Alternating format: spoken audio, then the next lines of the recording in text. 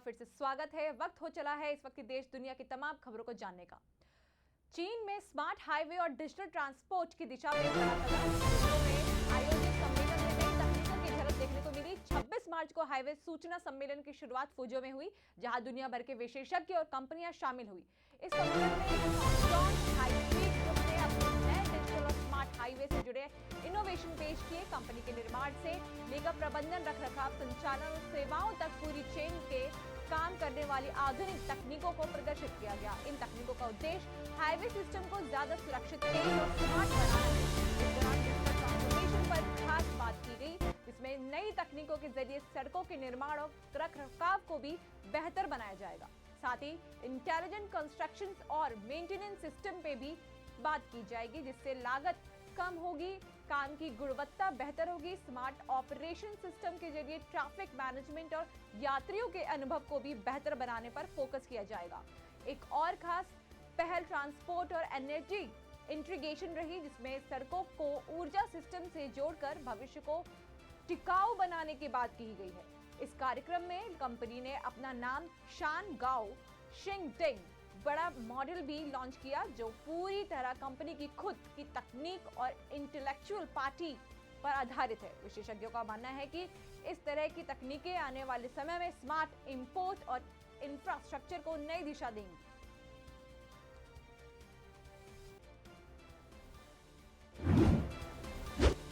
बढ़ते हैं अगली खबर की ओर। नोएडा से इस वक्त की सबसे बड़ी खबर आ रही है। सेक्टर 50 इलाके में एक प्राइवेट बिल्डिंग में अचानक आग लग गई। मौके पर राहत और बचाव कार्य जारी। उत्तर प्रदेश के नोएडा से एक बड़ी खबर सामने आई है। सेक्टर 50 थाना क्षेत्र में एक प्राइवेट बिल्डिंग में अचानक आग लगने की घटना हुई। आग लगते ही इलाके में अफरा तफरी मच गई और आसपास के लोग तुरंत बाहर निकल आए। घटना की सूचना मिलते ही दमकल विभाग की कई गाड़ियां मौके पर पहुंच गईं। फिलहाल आग पर काबू पाने की कोशिश लगातार जारी है। दमकल कर्मी बिल्डिंग के अंदर पहुंचकर आग बुझाने और हालात को नियंत्रण करने में जुटे हुए हैं। प्राथमिक जानकारी के मुताबिक अभी तक किसी के आहत होने की खबर नहीं आई है, लेकिन पूरी जानकारी का इंतजार किया जा रहा है। आग लगने के कारणों का भी फिलहाल पता नहीं चल पाया।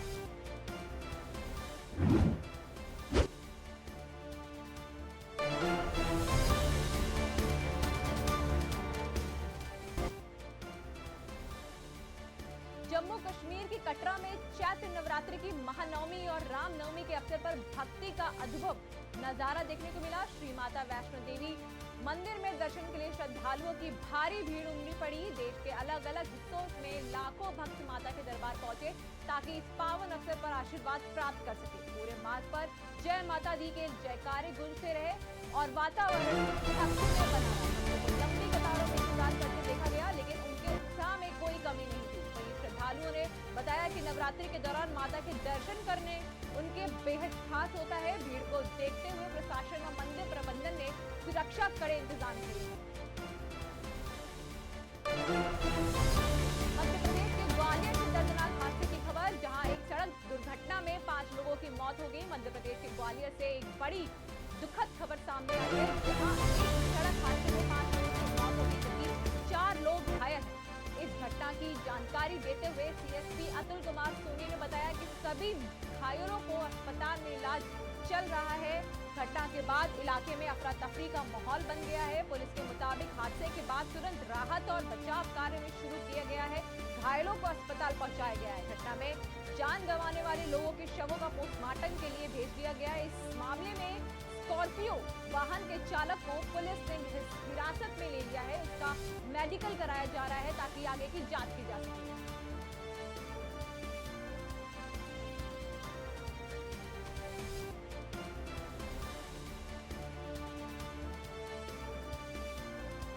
स्टैंड से एक तेज स्पीड में चलता हुआ स्कॉर्पियो वाहन था, जिसने एक गाड़ी में टक्कर मारी। इसके बाद में से पुलिस वाहन एफआरवी ने उसका पीछा किया और लगातार ये तेज स्पीड्स में जाता जा रहा था। और थाटीपुर में जैन मंदिर के पास परशुराम चौराहा के आगे वहाँ पे उसने एक शीतला माता मंदिर से आ रहे जो ऑटो है उसमें तेज टक्कर मारी, जिससे वो ऑटो पेड़ से जाकर के टकरा गया है। और उसमें जो कुल 9 लोग सवार थे, जिनमें से 5 लोगों की मृत्यु हो गई है और अभी भी 4 लोग अभी ट्रॉमा सेंटर में चिकित्सारत है। और तो 5 लोगों की कुल मृत्यु हो गई है। और बाकी लाजराते हैं, उनका आगे पोस्टमार्टम की कार्रवाई की जा रही है। स्कॉर्पियो वाले के ऊपर परिवारजनों ने संदेह व्यक्त किया है कि शराब के नशे में था, तेजी स्पीड से वो चला रहा था। फिलहाल पुलिस हिरासत में है, उसका मेडिकल कराया जा रहा है। आज रात्रि में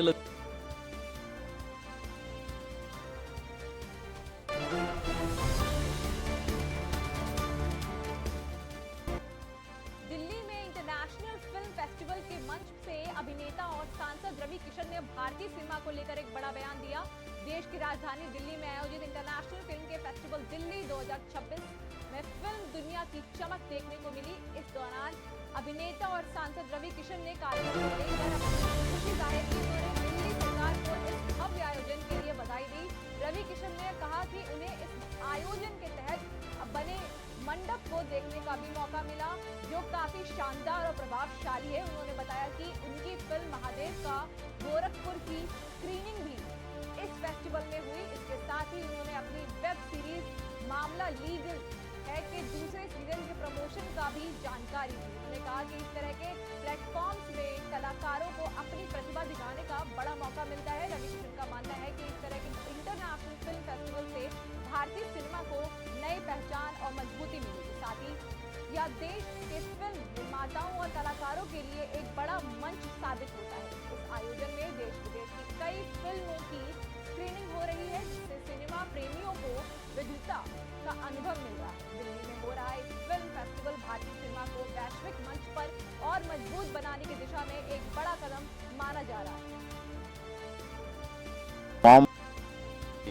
ये film making Indian cinema industry के लिए कितना महत्वपूर्ण है? बहुत अच्छा, मैं दिल्ली सरकार को बहुत बधाई देता हूँ। और फैंटास्टिक मूव, और इस मंडपम को देखने का भी मौका मिला मुझे। यशस्वी प्रधानमंत्री मोदी जी ने एक मैसिव सा स्ट्रक्चर जो बताता है कि इस नए भारत में वी आर वेरी स्ट्रांग, तो वो एक वो फीलिंग भी आई। और इससे फेस्टिवल से एक हौसला अफजाई हुई हमारे हिंदुस्तानी सिनेमाकार को कि उनको भी अपने भारत में, अपने देश में, अपनी दिल्ली में एक सम्मानपूर्वक एक फेस्टिवल स्क्रीनिंग करने का, कॉन्वर्सेशन करने का, मीडिया से रूबरू होने का मौका मिलेगा। अपनी बातें रखना, अपने सिनेमा को दिखाना। मेरी भी फिल्म महादेव का गोरखपुर है, जो भोजपुरी में बनी थी। वो एक बहुत ही मैसिव सी फिल्म है, उसको भी आज स्क्रीनिंग 8:30 बजे कर रहे हैं। तो मेरी टीम आई है। मामला लीगल है, सीज़न 2 मेरा आ रहा है, जिसमें हम वकील बने थे, वो नेटफ्लिक्स पे, उसका भी प्रमोशन आज होगा। मेरे कुछ सवाल जवाब भी होंगे अबाउट माय लाइफ, सो एक कॉन्वर्सेशन भी होगा। तो एक बहुत ही अच्छा प्लेटफॉर्म दिल्ली सरकार को, मैं सीएम रेखा जी को और पूरी उनकी टीम को, जितनी भी उनके संस्कृति डिपार्टमेंट से जुड़े हैं, मैं कल्चरल डिपार्टमेंट से जुड़े हैं, उनको मैं बहुत साधुवाद देता हूँ। वेरी नाइस इनिशिएटिव, और भारतीय सिनेमा को इससे बहुत बल मिलेगा। भारतीय सिनेमाकारों को, नए सिनेमाकारों को, यूथ को, युवाओं को, जितने राइट विंग हैं उन सबको एक बहुत बड़ा बल मिलेगा। तो स्वागत योग है। I am feeling very proud and I am very happy. Bhojpuri industry का इतिहास देखिए, एक बहुत बड़ा एक साहित्य के साथ है। 1962 में राजेंद्र प्रसाद जी, जो हमारे प्रेसिडेंट थे, वो चाहते थे कि भोजपुरी में सिनेमा बने, तो नाज़िर हुसैन साहब ने फिल्म बनाई थी। और जहाज में ये बात हुई थी, हवाई जहाज में थे लोग। फिल्म का नाम था हे गंगा मैया तोहें पियरी चढ़ी हो। वहाँ से ये शुरुआत हुई, फिर इंडस्ट्री चलती गई। फिर इंडस्ट्री बंद हो गई थी 90s में। फिर मैं हिंदी सिनेमा कर रहा था, मुझे ठीक से कोई काम नहीं मिल रहा था, तो हमको एक ऑफ़र आई भोजपुरी की। तो 3rd फेज़ में महादेव की दया से हमने इसका आगाज़ किया, एक इंडस्ट्री की रचना रची। एक बहुत बड़ी इंडस्ट्री मिली, जहाँ पर 1 लाख लोगों को रोज़गार मिला। कुछ मैंने अभी तक 750 फिल्में की, इसमें 450 भोजपुरी फिल्में की थी। मेरी भोजपुरी फिल्म को नेशनल अवार्ड भी मिला, कब हुई गौना हमार को। तो अचीवमेंट्स कुछ अच्छे हैं। महादेव का गोरखपुर बना है। अब चूंकि मैं पार्लियामेंट्रियन हूँ और हिंदी सिनेमा में थोड़ी व्यस्तता है, तो मैं भोजपुरी नहीं कर पा रहा हूँ। But of course if I get a good script again I will do some wonderful, एक मीनिंगफुल फिल्म करना चाहूँगा मैं जल्द।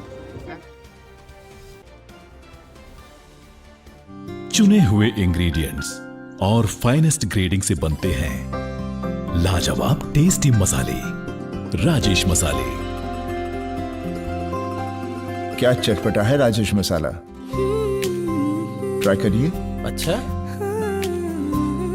राजेश मसाले।